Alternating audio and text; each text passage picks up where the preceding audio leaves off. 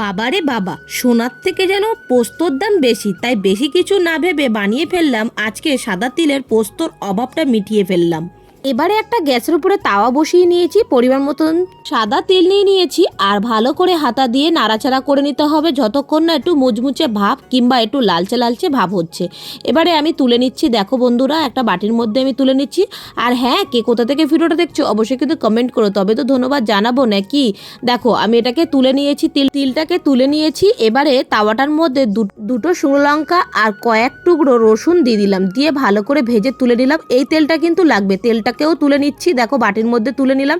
এবারে শিলনোড়ায় এটাকে বেটে নিতে হবে। তিলটাকে প্রথমে আগে শুকনো গুঁড়ো করে নিয়েছি, তারপরে অল্প অল্প করে একটু জল দিয়ে দিয়েছি। রসুন আর লঙ্কাটাকেও ওর সাথে বেটে নেব।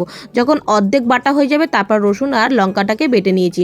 বাটির মধ্যে তুলে নিয়ে স্বাদ মতো লবণ, একটুখানি তেল দিয়ে মেখে নিলাম। গরম গরম ভাতের সাথে যে কি দারুণ লেগেছিল। আচ্ছা, তোমাদের কেমন লাগলো অবশ্যই কিন্তু জানিও, কমেন্টে জানাতে ভুলো না। ভালো থাকবে, সুস্থ থাকবে, বাই।